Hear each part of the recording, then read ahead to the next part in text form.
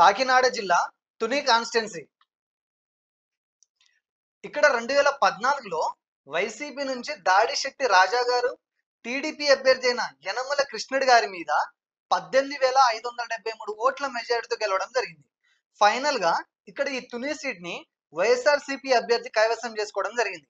ఇక 2019లో ఇక్కడ వైఎస్ఆర్సీపీ నుంచి ఈసారి కూడా దాడిశెట్టి రాజా గారు జనసేన పార్టీ అభ్యర్థి అయిన వెంకట కృష్ణంరాజు గారి మీద టీడీపీ పార్టీ అభ్యర్థి అయిన యనమల కృష్ణుడి గారి మీద పోటీ చేసి ఫైనల్ గా టీడీపీ మీద 24,016 ఓట్ల మెజారిటీతో ఈసారి కూడా ఈ సీట్ ని వైఎస్ఆర్సీపీ అభ్యర్థి గెలుచుకోవడం జరిగింది. ఇక 2024లో ప్రస్తుతం ఇక్కడ ఈసారి టీడీపీ జనసేన బీజేపీ కూటమి అభ్యర్థిగా టీడీపీ నుంచి యనమల దివ్య గారు పోటీ చేయడం జరుగుతుంది.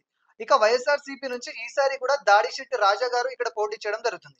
ఈసారి వీరిద్దరి మధ్య జరిగే ఈ హోరాహోరీ పోరులో ఏ అభ్యర్థి గెలుస్తారో తెలుసుకోవాలంటే మూడు పార్టీలకు 2019లో పోలైన ఓట్ల సంఖ్యను ఒకసారి క్షుణ్ణంగా పరిశీలిస్తే మనకు ఒక అంచనా వస్తుంది. ఇక్కడ టీడీపీకి జనసేనకి పోలైన ఓట్ల సంఖ్యని ఒకసారి కనుక మనం ఇలానే కలిపి చూసుకున్నట్లయితే సుమారు 74,000 పైచిలకు ఓట్లను ఈ రెండు పార్టీలు కలిసి గెలుచుకోగలిగాయి. ఇక్కడ వైసీపీకి 92,000 పైచిలకు ఓట్లు రావడం జరిగింది. అంటే 2019లో టీడీపీ జనసేన కలిసి పోటీ చేసి ఉండినా కూడా ఇక్కడ వైఎస్ఆర్సీపీ అభ్యర్థినే 18,000 ఓట్ల మెజారిటీతో ఖచ్చితంగా గెలిచే ఉండేవారని తెలుస్తుంది. ఈ రిజల్ట్ ని దృష్టిలో పెట్టుకొని ఇక ఇప్పటి విషయానికి వస్తే ఈసారి ఇక్కడ గెలుపు ఎవరిదినంటే దీనికి సమాధానంగా ఆ టైంలో ఈ రెండు పార్టీలకు విడివిడిగా పోలైన ఇదే ఓట్ల శాతం ఈసారి కూడా చెక్కు చెదరకుండా అదే విధంగా ఇప్పుడు కూడా రిపీట్ అయితే ఖచ్చితంగా మంచి మెజారిటీతో ఈ తుని సీట్ ని వైఎస్ఆర్సీపీ అభ్యర్థి గెలుచుకునే అవకాశం ఎక్కువగా ఉంది.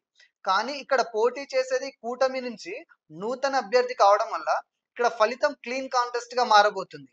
కానీ ఇక్కడ కొంత ఎడ్జ్ మాత్రం వైఎస్ఆర్సీపీకే ఉందని తెలుస్తుంది.